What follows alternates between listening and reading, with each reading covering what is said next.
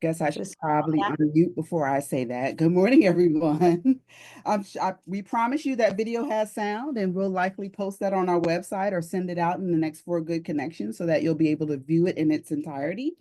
Thank you for being here. And as board chair of Together SC, I'm honored to officially call this annual meeting to order. It's wonderful to see so many of you here today. I had an opportunity to chat with some of you in the breakout groups.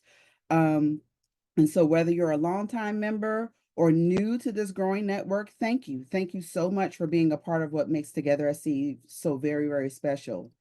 Wasn't that year review expiring? Like there, even though you couldn't hear the music, there's so much that we've done in the last year, and we're happy to be able to recap that all for you. I don't know about you, but I'm still soaking it all in, and I can't believe how much we've accomplished in just 1 year, especially what we've done in the last 6 months with Karen Reardon as our president and CEO. Karen has a strong leadership, good energy, and a vision, and is already making a tremendous impact.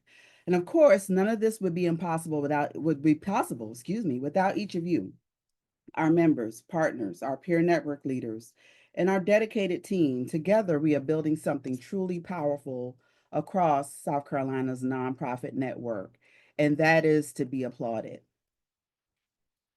Now, I'd like to take a moment to recognize the incredible group of individuals that I get to work with in leadership as we lead this organization. Please join me in welcoming and thanking the members of the Together SC Board of Directors. And if you want to use an emoji or a clap hands emoji or a cheer, that's perfectly fine. But this board has been working tirelessly to make sure that this organization serves you and serves you in a way that's meaningful and relevant. And so I applaud each and every one of them. And I'm so grateful and blessed to be able to work with such a strong group of individuals. Before we move ahead, let me just take a moment to walk you through today's agenda so you know what to expect. After our guest speaker, we'll hear the president's report from Karen, followed up by updates on programs, events, and membership. Then we'll move to the treasurer's report. We'll have a brief governance committee report. So excited about that, along with the announcement of our 25-26 officers. And then we're going to celebrate a leader with our Nonprofit Leadership Award. And we'll wrap up with a look ahead to our 2026 Nonprofit Summit. So don't leave too early, because we are at the end of this meeting going to draw a name for a free ticket to the 2026 summit, and that's coming up next spring in Greenville. So you must be present and on the call to win. So make sure you stick around. We're looking forward to celebrating that with you. Now, I am thrilled because we have several partnerships with the North Carolina Nonprofit Association and other associations like ours across the U.S., all of that under the fortitude of the National Council of Nonprofits. And so I'm thrilled to announce our featured guest speaker. Her name is Tiffany Gorley Carter, and she's with the National Council of Nonprofits. Tiffany serves as public policy counsel and is a national thought leader on issues impacting nonprofit advocacy, policy, and sector sustainability. It's so important to us, and especially during these times. She brings a wealth of insight and expertise, and we're so honored to have her here with us today. Please join me in welcoming Tiffany Gurley Carter. Thank you, Dr. Edwards. That I think was the nicest introduction I've ever had. And Oh my God, I thank don't you say so that much. lightly because I think this is like my 30th or 40th speaking engagement this I'm year. So sure. I'm thank sure you. you're in high demand. You're welcome. Thank you for starting my day off really well. I'm just gonna own that for this time. So but I'm really happy to be with you all in South Carolina. Karen took the helm of your organization and has just blown it out of the water, as you can see from that whole video. And with the leadership of Dr. Edwards, we know that you are one of our strongest and most collaborative state associations in the network. So thank you for all of that. And as in case you didn't know, you being members of Together SC makes you members of ours. So in case you didn't know that connection, you are a part of this huge network across the country of over 30,000 state or 30,000 nonprofits. And I just like to show this slide because I want you to know you're not alone. I know you're doing extremely hard work every day, day in and out.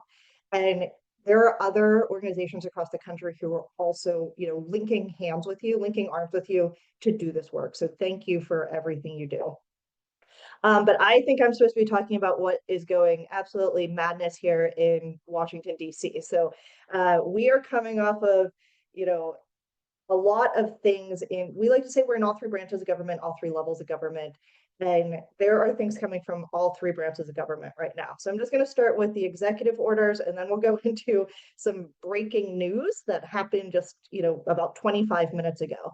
So right now, we're looking at over 146 executive orders. About 30 of them dropped on inauguration night, and they haven't stopped. The big thing to know about these executive orders is they cross the entire gambit of all sorts of topics. And no matter where you are or what you do on the ground, there's probably an executive order that affects your organization, whether it's through government grants and contracting, through working with different, populations, and or serving your community through whether it's like environmental causes or watershed or like these different things. All sorts of executive orders are affecting this. So we have a chart that I literally just updated right before I came on this call, on what's happening and the different lawsuits that are affecting these executive orders. So there's about 140-ish executive orders.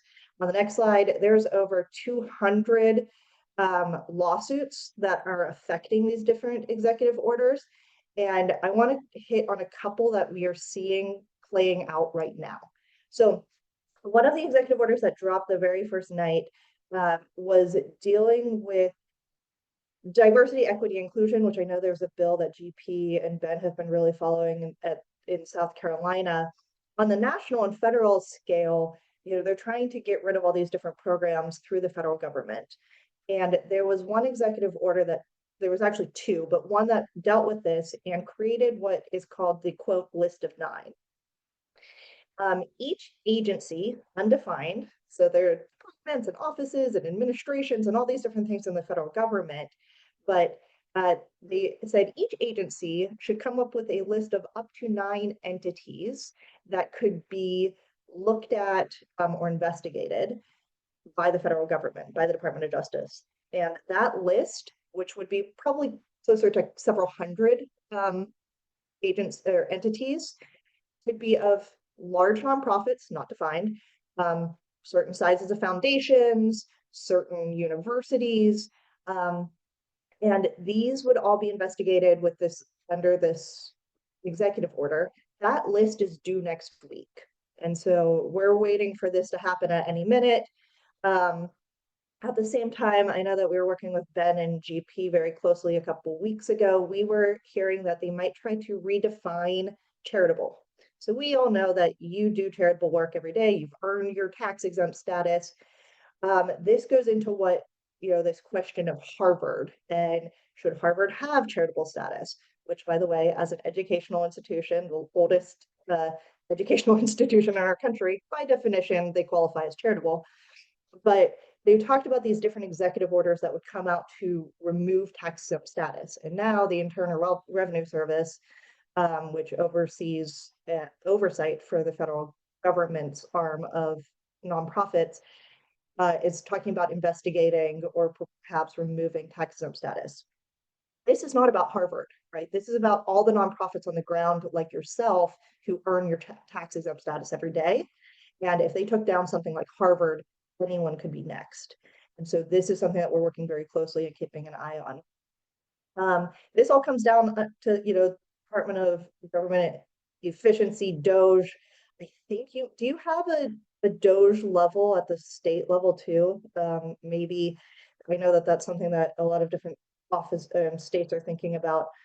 But these different actions, why I share this because I want to show these different threats to the nonprofit sector and how broad they are, right? And these are coming under the executive orders. But we at NCN and you at Together SC, as part of this network, are prepared to react to this and respond to it. And some of the things that we're doing, next slide, is actually filing a lawsuit. So there's over 230 lawsuits. I think I saw another one dropped last night. So we're up to probably around 234 now. We have 2 of them. and our two specifically deal with federal grants and contracts.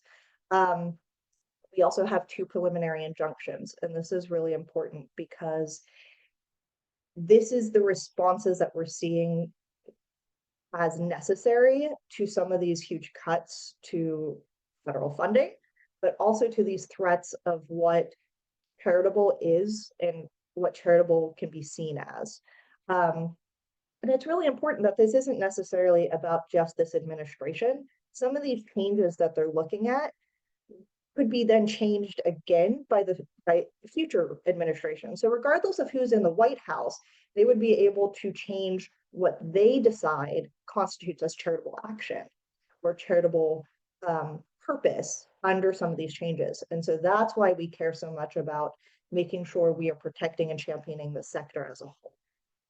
So that's why there's why we filed the lawsuits and why we're prepared to look at other actions that might come down next week, depending on kind of this list of 9 situation, this Harvard situation, and what is decided in the Supreme Court. So I mentioned preliminary injunctions. We have 2. There's over a dozen now. I think I saw another 2 this morning. And those are dealing with stopping different executive orders or implementation of these executive orders. And as I just said, huge, broad range of executive orders, right? The Supreme Court is deciding next week how impactful and how far of a decision preliminary injunctions can have. So we have 2. If the Supreme Court decides to limit who can be affected by those preliminary injunctions, they'll affect our case, even though the case being heard in the Supreme Court has nothing to do with our cases otherwise when it comes to like a subject matter. So that's really important because a lot of these things are coming together right now. They're also going to start deciding on separation of powers, the constitutionality of these executive orders, who has the ability to appropriate funds and stop those funds, where can the executive powers play out. And so the number of executive orders is really important because as these legal decisions play out, they're going to affect all the other lawsuits and executive orders as they stand on the ground right now. So that's the biggest takeaway that we're seeing. Next slide. Good to know. Thank you. Yeah, so no SC, no South Carolina DOGE right now. It's something that we're hearing about now as a trend. So I wouldn't be surprised if that's something that is considered in the future. But the breaking news and why I say all 3 branches of government really matter right now. So we have the executive branch that had all those executive orders. We had the judicial branch where the Supreme Court is actually starting to make decisions that will affect all the lawsuits that we're seeing. As of about 40 minutes ago, the Ways and Means Committee at the federal level in Congress just passed the Ways and Means bill that deals with all the tax issues for the tax reconciliation bill. So this is huge because a lot of these provisions directly affect nonprofits and the tax status of nonprofits and the ability to earn your tax exemption every day. So I included some of the provisions that we've been tracking. The biggest one that really might affect what you do every day is this HR 9495 provision. This is something that was introduced as a standalone bill last year. And this would allow the Treasury Secretary to determine whether an organization is, quote, a supporting terrorist organization.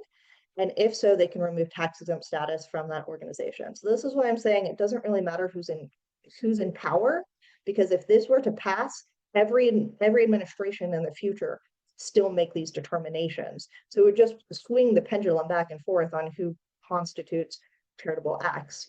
So that's a huge provision that we're trying to get out of this bill right now.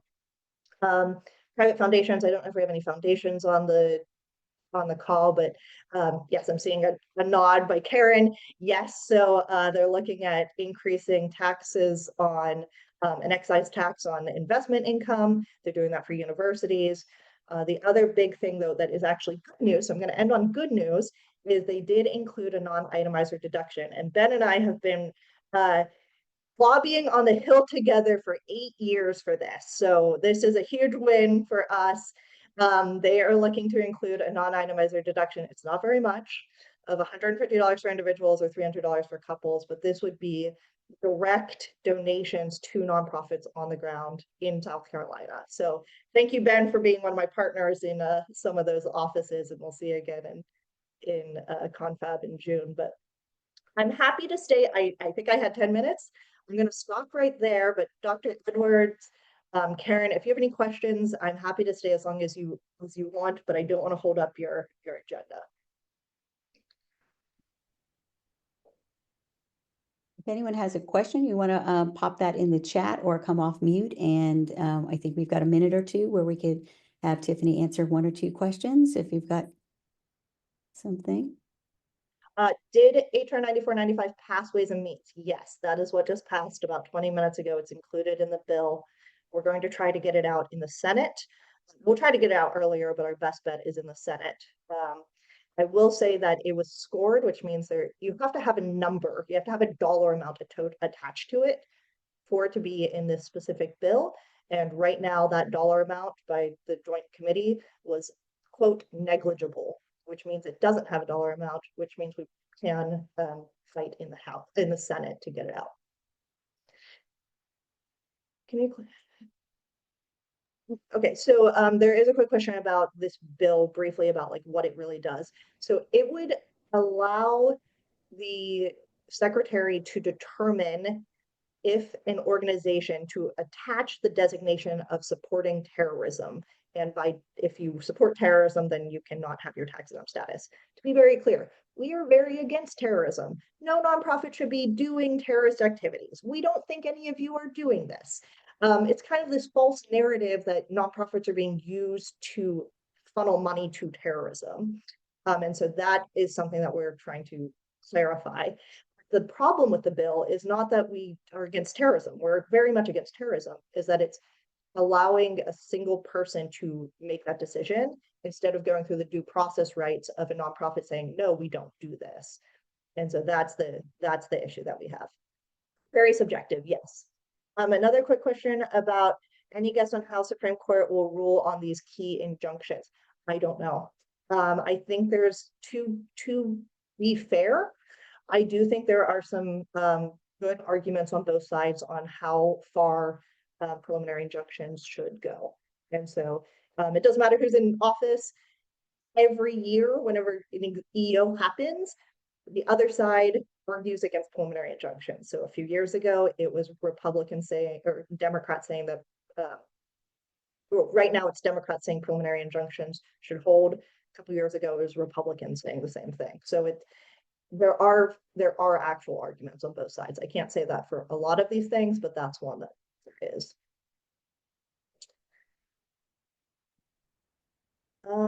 Any other questions or that I can, or Karen, how would you like me to?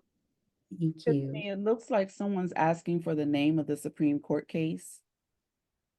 I keep getting asked this and I don't have it memorized. I want to say it's CASA. Yeah, it's about, I can look it up and I'll send it to GP or Ben afterwards. But it is it's birthright citizenship is the issue. Very different than our issues of federal grants and contracts. But this was the first issue that was filed against as soon as it happened. And we actually had the second lawsuit. So this was the first lawsuit, and now it's the first one going to the Supreme Court. Oral arguments are at 10 o'clock tomorrow. Yes, they are. I'm debating on if my suit still fits and if I should go, but I don't know if I want to wake up at 6 a.m. to make it to the Supreme Court tomorrow. But it should be good times. But just so you all know, the decision probably won't come out until the end of June. So even though the Supreme Court hearings will be tomorrow, we probably won't know the outcome for a few months or a month or so. You're being urged to go. Thank you, Eric. I'll see if I make it. The lines are going to be I know the line is going to be extremely long. So we'll see. Well, thank you, Tiffany, so much for you're staying on top of a million things. We know the whole team at National Council of Nonprofits is working so hard, and we are just so appreciative of all of your efforts. And again, and just the great communication back and forth to us here at Together SC, so we can keep moving and give you also a handle on what's happening here on the ground. So really appreciate your efforts. Thank For you. sure, for Absolutely. sure. Thank you so much for having me, and keep an eye out on your emails. I think we're probably going to do an action alert very soon on all of this.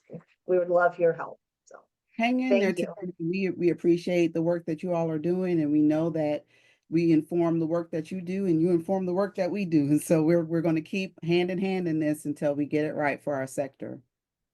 Absolutely. Thank you. Have a wonderful meeting. You too. Thank you. Have a great day.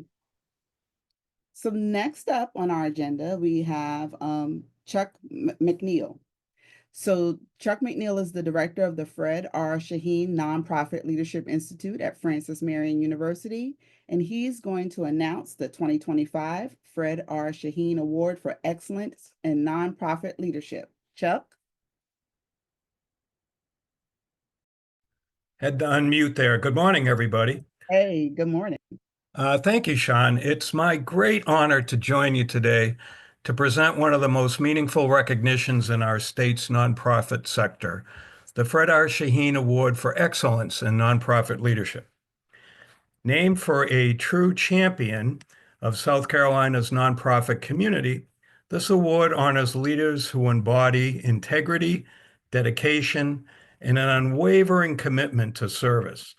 It recognizes individuals who not only lead, but inspire, and who have made a lasting impact on the communities they serve. This year, we are proud to present the 2025 Fred R. Shaheen Award for Excellence in Nonprofit Leadership to Terry Toll of the Indian Waters Council, Boy Scouts of America. Terry is a leader of deep conviction and tireless energy. Her work with the Indian Waters Council has strengthened youth programming, expanded community outreach, and exemplified the values of servant leadership.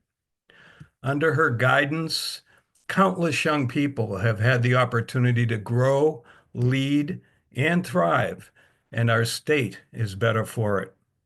She is also a recent alumnus of the Nonprofit Leadership Institute at Francis Marion University, also named in Fred Shaheen's honor. Terry's leadership reflects the very best of our sector, and it is truly our privilege to recognize her with this year's award today. I congratulate Terry Toll, the 2025 recipient of the Fred R. Shaheen Award for Excellence in Nonprofit Leadership. Thank you so much, Chuck. And we're sorry to say that Terry was not able to join us today. She's had a loss in her family and needed to be there for her family. So she wanted me to pass on her deep appreciation. She said she's still glowing and very excited and just very, very honored to receive this award. So again, if you know Terry, drop her a line and wish her well and congratulations. She'll really appreciate that. She's just an excellent person, and we're so happy that Chuck was able to present this award to her live during Summit and wanted to share this again with everyone at our annual meeting. So thank you for that. Thank you, Chuck. You're welcome. Now I'm going to move into the president's report. I want to first start off by thanking the board of directors. This has been just an amazing whirlwind of the last 7 months, and I'm just so grateful to the board for its support, as well as the incredible team that I get to work with every day. It has made these 7 months busy. And again, as you just heard from Tiffany, there's a lot going on that's not necessarily positive, but there's still a lot of joy every single day in doing the work that we have the ability to do here at Together SC. So I promised a listening and learning tour back in October when I started. And as you saw in that video, we've done a lot of regional Building Bridges events throughout South Carolina. We're still doing them. We have another one scheduled for next month. If your community would like to do a Building Bridges event, reach out to us. We're happy to do more of them. It has been, again, an amazing way to meet all of our nonprofit leaders one-on-one in person and have a little networking social at the same time. And then, of course, I've done one-on-one meetings with our board, our entire team, and stakeholders across the state. So I think at this point, I wanted to do about 100 meetings in 100 days, and I'm about 150 meetings at this point, and still going strong. So it's again really, really important that I get to meet as many of you as possible. And Summit 2 was an incredible opportunity for me to meet a lot of people. So we are finishing this fiscal year strong. We will end June 30th, the 24-25 fiscal year. For those of you who were able to join us at Summit, you know it was a very successful, sold-out summit. Super proud of the team and the work that they did to just bring first-class learning and keynotes to the community. We've just taken out of the field the compensation and benefits study.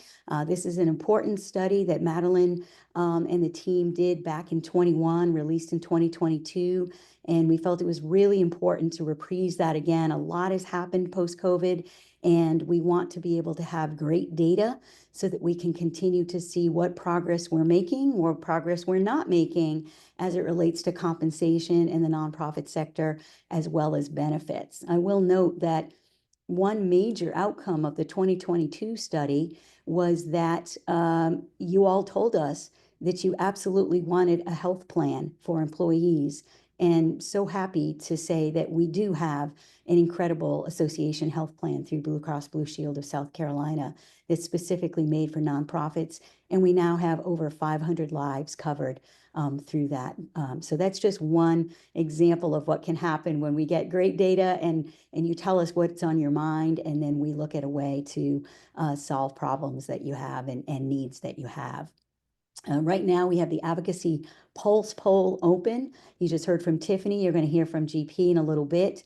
These are really important. We did one in February, but we want to do another one now here in May so that we really can start to understand what are the negative impacts that you are experiencing, both from federal funding cuts, but also because the State General Assembly decided to eliminate all earmarks this year. And so some of our nonprofits were expecting some dollars through those, and that has gone away as well. So sort of doubling the pain on the funding front for our nonprofits.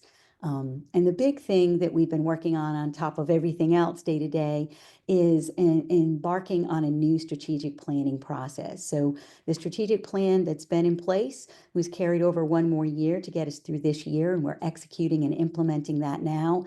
But it's really time for us to look at what does Together SC look like, and what should we be, and how should we be working towards our goal of a great Together SC by the year 2030, which sounds far away, but it's really not. So a 5-year plan. We did send out a request for proposal, and was so pleased to have so many of our amazing consultants in the Consultant Collaborative participate in that. And the task force chose Heightened Development out of Spartanburg, South Carolina, to be the consultancy that will work with us on this. So we are already working. We did a great board kickoff at our retreat last month in April. We are working now on focus groups, one-on-one interviews. And yes, there will be a member survey because we do want your input and your perspective and your feedback on where we should go and what kinds of things Together SC should be offering you in the future. So that won't be coming out for a couple more weeks. So we'll give you a little breather here. But again, a very, very busy second half of the year as we roll into concluding this fiscal year. And if we could go to the next slide. Again, I just want to say thank you to our board, but to this amazing group of people. I call us the small but mighty team at Together SC. From Benjamin, many of you know Ben. He's been with us for 12 years as our VP and Chief Operating Officer. Destiny Hester as our Membership and Communications Coordinator. GP McClear, who came on board full-time just in time for this moment. Last June, he serves as our Director of Public Policy as well as Community Engagement, and he leads the summit process. And so you'll hear from him on that today too. And then Brooke Robertson, our Director of Strategic Communication and Member Experiences. And last but certainly not least, Desmond A. White, who is our Programs and Operations Manager. So this team gets it done for our almost 1,000 members every single day, and I am so happy to be working with them. They do an unbelievable job for our membership, and it's just a pleasure to work alongside them every single day. I'm going to now turn over the microphone to the one and only Ben Bullock. Hey, good morning, everyone. Thank you for being on with us today. I'm Ben Bullock. I'm the Vice President and COO here at Together SC, and I love to tell people that I got my dream job straight out of college and have just held on to it for 12 years now, and it's really because of all of y'all, the network here in South Carolina, the wonderful colleagues I've gotten to work with over the years. So I'm holding on to this dream job here. So I want to talk to y'all a little bit about our programs and operations and some of the things we've done this year. As you know, we had an executive transition this past year, saying goodbye to our longtime CEO, Madeline McGee, and welcoming Karen onto the team and onboarding her and getting her out into the field to meet with all of y'all. She's about burnt the rubber off of her tires at this point, and there's still more miles to drive.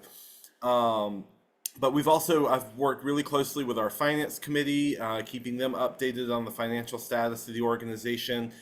We had a financial review this year for past year instead of an audit, saving a little bit of money there, and we got a clear review from our folks at Burkett and Burkett. And then, of course, worked really closely this year with the governance committee on nominations from board elections. You'll hear about that from our governance committee chair in just a moment. And we're going into year 4. This is year 4 of our association health plan. That was a huge labor of love to get that going. And we are up to just at around 500 lives in that plan. And I want to encourage y'all, especially as things are changing in the healthcare sphere again, take a look at your employee benefits, take a look at what you're offering. If we can get you a good quote from the Association Health Plan, talk with David Slade. I know he's on the call with us today. Talk with David Slade and get a proposal from Blue Cross Blue Shield. It's not just medical. We've got dental and vision. We also have ancillary benefits, including term life, long-term disability and short-term disability from Mutual of Omaha, and those are very affordable. And then also we have an EAP program through First Son EAP. So if you're looking to add that on as well, come talk to us and we can get you enrolled in the EAP. And then this year, of course, we launched a brand new Volunteer SC portal. Some of y'all may have used the old Volunteer SC as it was before. We've been working with our friends at AmeriCorps SC and the United Way Association of South Carolina for about 2 years now to get this portal updated with new software, new technology, and the best news of all is that the basic version is free for you, free for nonprofits. There are bells and whistles, $99 a month if you want the extra bells and whistles. So much more affordable than some of the other software out there. So I encourage you to check that out, volunteersc.org. And I will pass it on to the next person. Desmond. Yes. Thanks, Ben. Good morning, and thank you all for being here with us this morning. So as you saw in the year in review video, Together SC has hosted over 60 events across the state and hopefully in your community and also virtually here. In addition to these events across the state, we have also graduated over 20 new executive directors from our Carolina Leadership Seminars program, which is a seminar dedicated to executive directors who have been in their role for 5 years or less. This cohort is officially open, and you can find links to more information about the program itself in the chat and also the application to apply for this year's cohort. This year's cohort will look a little different just to meet the moment we're in with the shifting nonprofit landscape and also all of the things happening federally and how to lead your organization through that properly. Yes, I would like to go to the next slide, please. And I just want to take a moment. Hopefully, you got a chance to connect with your peer networks in our virtual coffee hour this morning. But I just really want to take a moment to say thank you and shout out leadership, our leadership team chairs and co-chairs who lead this network every day, and they are constantly working and partnering in conjunction with our team. And also just thank you for all the work that they have put in, and also thank you to our leadership teams. So please, if you have not, if this was your first time connecting with a peer network, please join us and just come see all the happenings and get connected with folks from across the state.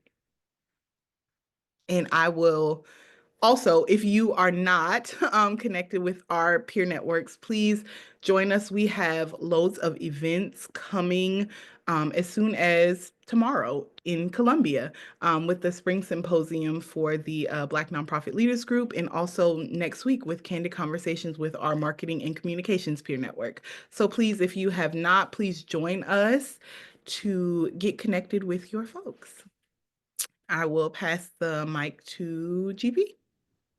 Morning, everybody. I hope everybody's doing well. GP McClear, Director of Public Policy and Community Engagement. I have some quick updates for you and of what we've been doing over the last year. First of all, a couple key updates. One, just for the folks interested in State House stuff, the anti-DEI bill is dead until 2026. It moved from the House to the Senate, where the Senate did not take it up, not even the Judiciary Committee. So, for those asking about that bill, it is dead until it can still be acted upon next year. Also, Tiffany did a great job covering some of the budget reconciliation, which is in process. Not only as House Ways and Means, wrapping up their work, but there's also Agriculture and Energy and Commerce committees, which cover Medicaid and SNAP, which are the two big buckets of funding that are being discussed. We will have more on all of that, by the way, on May 29th. We're going to do a member-only briefing and dive in probably a lot on the federal side. That is a recess week for Congress. So we wanted to update you while nothing was up in the air for the moment. So we will do May 29th, a member policy briefing to dive in on stuff at the State House that happened, and also stuff at the federal level. We will also be issuing our regular updates. You can expect one on Friday, where we will go into a deep dive on budget reconciliation and where things stand as the committees wrapped up their work. We started doing that this year in 2025 with just so much information out there and changing, as Tiffany even alluded to, every 20 minutes or so. We wanted to give y'all as much up-to-date information as possible. So you can expect weekly updates from us moving forward, with some exceptions if it's a slow week or if there's a staff capacity issue. But we will do our best to get you weekly updates so you have all the information. Karen mentioned Paul is live first as a way to gather insights on how the federal landscape is impacting your organization, whether or not you get federal funding. So any nonprofit, member Together SC or not, is encouraged to take that survey. Please take it once per organization and give us some really great insights into how this federal landscape is impacting you, be it money, operations, or otherwise. We are partnering with the Grant Maker on that survey, and we'll share that information with them, but also make high-level stuff available publicly to our membership so that you can understand the impacts on our sector. The Grant Makers Network, for their partnership in this, they are sending out their grantees and are helping use that information for themselves on how that can help best support our sector. We've had a lot of elected official engagement. The State House is expected levels of engagement. We've had a lot of work with our congressional offices, and we've been in strong contact with them over these last few months, and are continuing that work. Then, of course, we have our Advocacy Allies peer network, which has been really busy individually. A lot of our members are at the State House every day, And we've been doing a lot of work. We've had our issues forum though in November. That was our second issues forum that went really well. You can expect that again this fall. And we've had some advocacy huddles this year, so folks can kind of share what's going on in real time and the impacts on their organization. And our leadership team will be gathering in June to plan out the next year as well. So a lot going on. We're staying really busy and trying to support y'all as best we can. And I'm here to help in any way possible. So feel free to reach out if you or your organization need an update or need some guidance. I will do my best to offer that. And we thank you for your input on all of the advocacy work going on. I'm going to turn it over now to, I believe, Brooke and Destiny. Hi, everyone. I'm Brooke Robertson, Director of Strategic Communications and Member Experience at Together SC, and it's Membership Month. And we're focusing on something that's at the heart of everything we do, and it's listening to you. So yes, there have been a lot of surveys going around right now, but that's because we need your voice, and that truly shapes the work that we do. So we want to know what's working, what you need, and how we can better support you in your organization.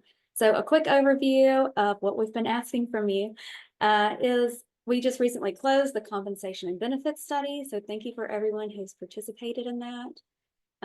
As Karen and GP have mentioned, the federal funding pulse survey is open until May 21st. So please take a moment to share your input, whether you've been affected or not. We want to hear from everyone. We'll also be sending out another membership survey in June. This is a big one. Keep an eye out for this one. That will be related to our strategic plan. And then as always, we always have the Net Promoter Score going on. It comes around to you every 180 days. It's just a quick and easy way to let us know how we're doing. And then, of course, if you've joined our learning sessions, be sure to complete the post-webinar survey. Those help us fine-tune your learning experiences too. So thank you all for sharing your thoughts with us. This is how we grow stronger together. And I will pass the mic to Destiny. Hello, everyone, and happy Membership Month. I'm Destiny Hester, the Membership and Communications Coordinator. And I am thrilled to share a fun membership goal. So we're getting ready to welcome our 1,000th member. And to celebrate, that lucky organization will be getting breakfast on us, a special certificate, and of course, lots of love from our team, even on social media. So it's an exciting reminder of how much our network just continues to grow and how grateful we are to have each of you a part of this community. So stay tuned during our membership month and help us celebrate our 1,000th member. We are about 109 members away. And I just want to give you a few housekeeping notes. We're introducing a new way to keep your account information current. So during membership month, please take a moment to review and update your organization details. You should have already received an email titled Membership Month, Update Your Profile, which was prompting you to log into your Member Compass and make a few quick organizational updates. And if you didn't receive that email, feel free to log into your Member Compass and just make updates at any time. To make sure that you're always in the loop, please make sure to save our email addresses to your safe senders list, which would be membership@togethersc.org and communications@togethersc.org. And I will also put those in the chat. And that way you won't miss out on any important member exclusive updates, events, or opportunities to connect. And I just want to say a big thank you for being a part of our Together SC. And I'm going to pass the mic to Monroe for the Treasurer's Report.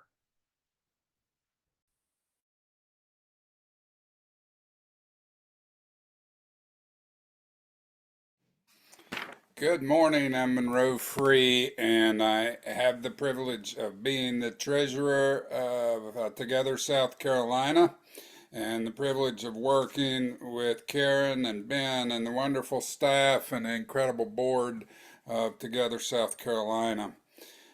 We made a decision this year to go excuse me, with a review of our financial statements rather than being audited. That was an effort to reduce costs, and we also consulted with some professionals who suggested that this was certainly in order. On the revenue side, you'll see how the revenue is broken down. About a third of our revenue comes from membership dues, while fees and sponsorships make up just over half of our revenue. And 17% of our revenue comes from grants and contributions. Total revenue for the year of almost $923,000, which was a great, strong year. We're really grateful for all the members, the funders, the sponsors, all those who participated in a great year financially in terms of revenue for Together South Carolina. On the expense side, I would just reminder that overhead ratio is never the best way to evaluate the effectiveness of a nonprofit. With that said, I will say that 78% of the revenues of Together South Carolina went to programs, and 15% to administration, and 7% to fundraising, a total expense of just over $951,000. So those of you who are better at math than may have already done it in your head, but we were upside down about $28,000 this last year. We assumed that would happen going in. This is largely because of the cost of executive search, which started in 24, ended in 25, and was very successful, I might add. But this was funded from a board designated reserve, but it still hits our bottom line accounting.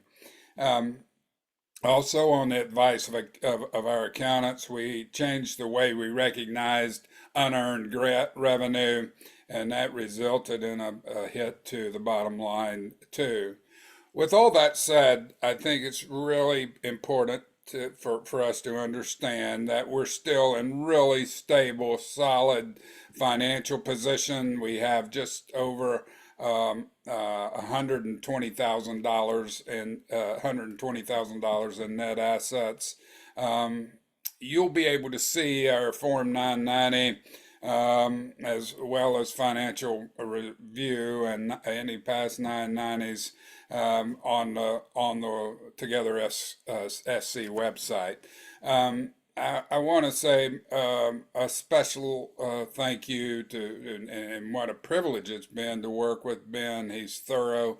He's just gets things done and gets things done the right way. And I've appreciated working directly with him as the treasurer of the organization. So now let me pass on the mic to the Governance Committee Chair, Tamala Spann. Thank you, Monroe. Good morning, everyone in Together SC land. Good morning. I'm Tamala Spann, Vice Chair of the Board and Chair of the Governance Committee for Together SC. I've also had the privilege of serving with these fine people on the staff and the board, and counted as a privilege. So thank you very much for the trust. I'd like to present our slate of board nominees for your consideration. These candidates were carefully selected based on their expertise, commitment to our sector, and ability to advance Together SC's mission. The nominees are Amy Armstrong of Pawleys Island. Amy is the Executive Director of the South Carolina Environmental Law Project. Susan Deviney of Lancaster. Susan is the CEO of the Eris Foundation. Dr. Midas Hampton of Spartanburg. He's the Executive Director of Strategic Spartanburg. Rajan Lewis of North Charleston. He's the Executive Director of Low Country Youth Services. and Maria Martin of Columbia. She is the Executive Director of PASOS Programs. Now I want to walk you through the election process, how it works.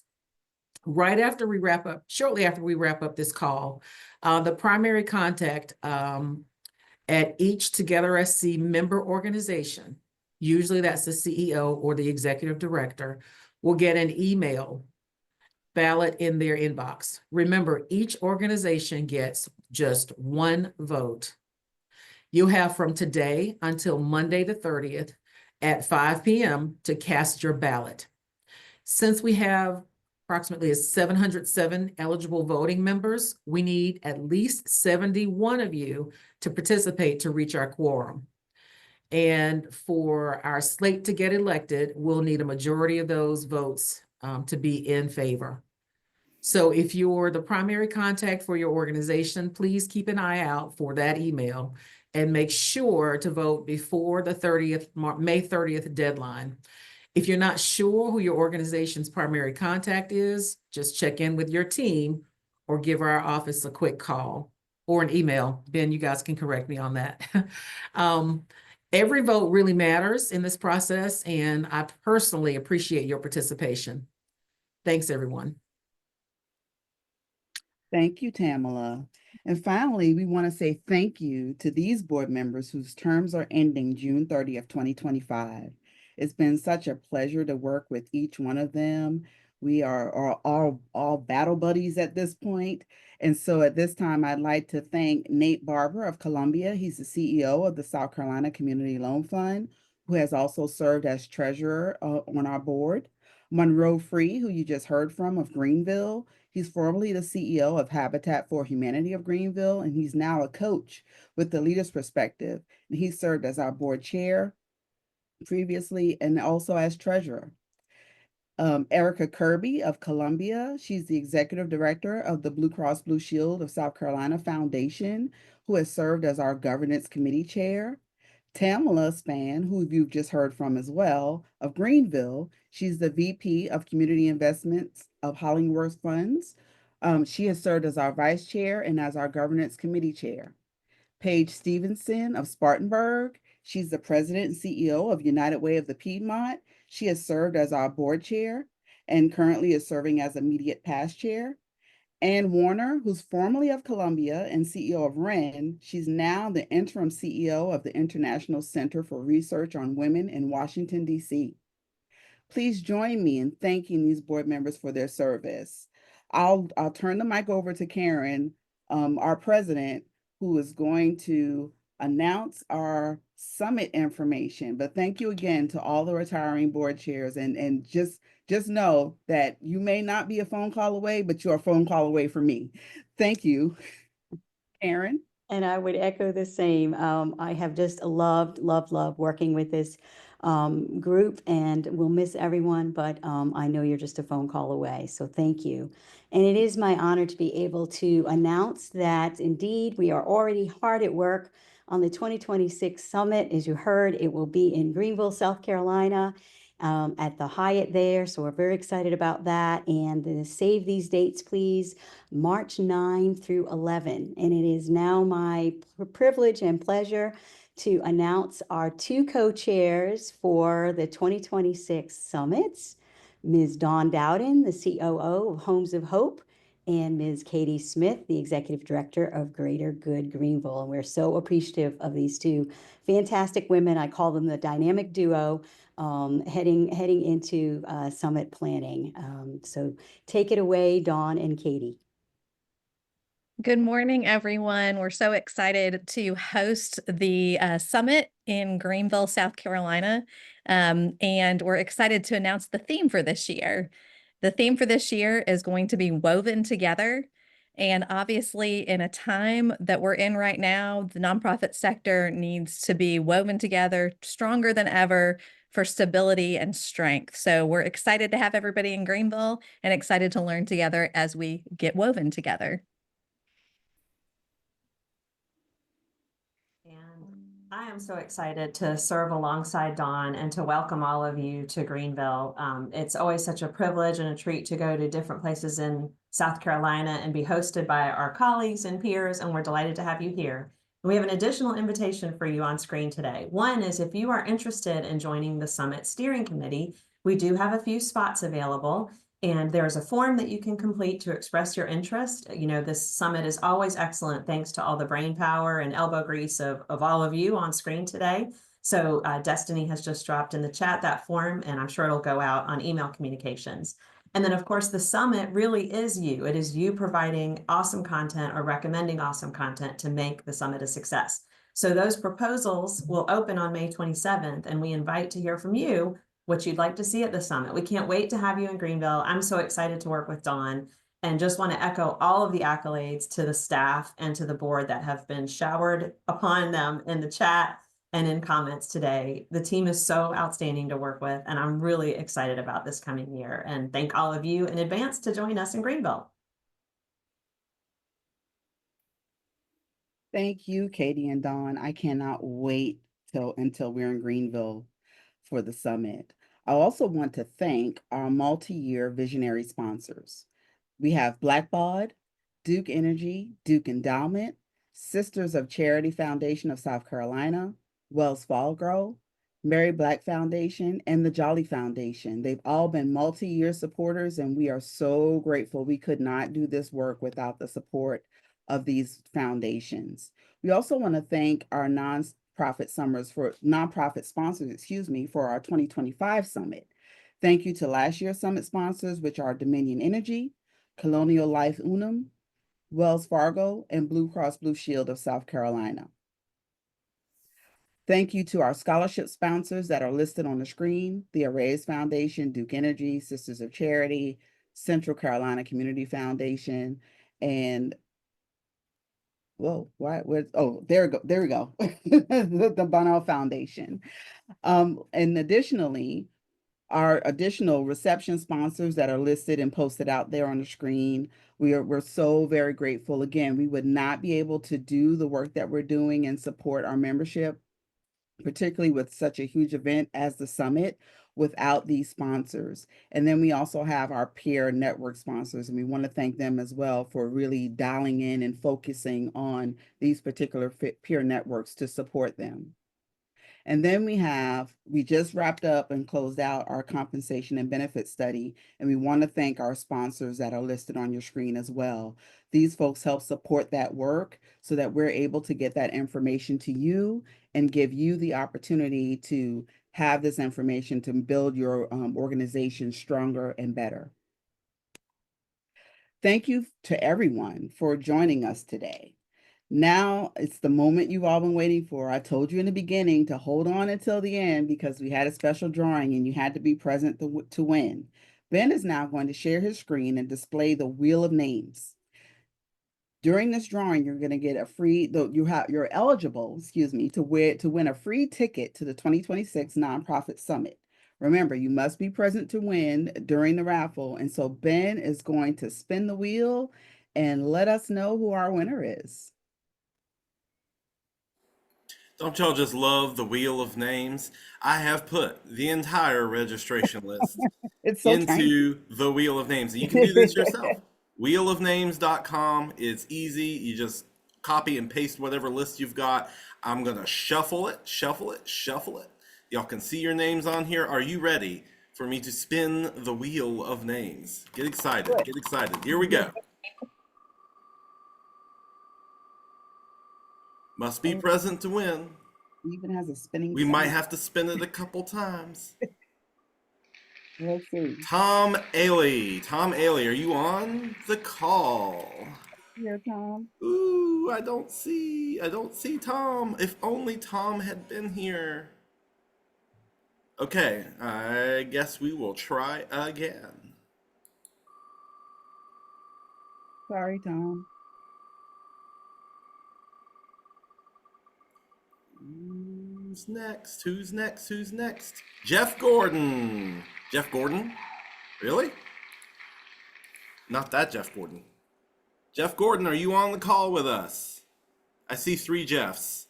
One of them doesn't have a last name. Is that Jeff Gordon? You can unmute. Let Wow, us maybe know not. if the real Jeff Gordon will stand up. Sorry, Tom. Sorry, Jeff. Oh no. Okay. All right. We'll just keep on going until we get somebody. I'm with you, Katie. Big money, no whammies. Here we go. We're gonna get somebody here. Cross. Somebody named Shear. I didn't get a last name on that one. Not in the room. All right. I'm just gonna Boy. keep spinning. I know. I mean, we got Four times 100-something the people on charm. the call. Where is everyone? There are so many people here. Oh my gosh. All right, Omisalma. Is she with us? She's not with us. Golly, I'm sorry, y'all. Here we go. If I could have pulled the list off of Zoom, I would have done that. Unfortunately, Zoom does not let you copy and paste the participant list from the Zoom client, which is Robin Berlinski. Robin, please tell me you're on the call. Robin's Wi-Fi wasn't working, so Oh no, poor yeah. Robin. Elizabeth, you're funny. Keep going until you get to Elizabeth. There we go. There we go. Kelly Harvey. Kelly Harvey. Kelly Harvey is on! Ha ha! Yeah, got it. Score. Congratulations, Kelly. We've got a summit ticket with your name on it. When we open registration, we'll get you registered and set up to attend the summit. Yeah. Wow, I've lost count of how many times we had to spin that wheel. Okay, so thank you all for sticking around. Thank you all for being dedicated members to Together SC. Thank you for supporting the work of our agency as we support all the nonprofits across the state of South Carolina. Again, there are several surveys coming out, and we appreciate your participation in those surveys as we gather the information that we need in order to provide you with what you're looking for. We want to remain relevant, and we want to make sure that we are servicing you in the way that's necessary. We want to support and continue to provide a foundation for you to continue to move your mission forward. And so thank you again for attending, and the meeting is now adjourned. Thanks, everyone. Thanks, everyone. Have a great day. Thank you. Thank you. It was a great meeting. I appreciate the support you give us. Thank you.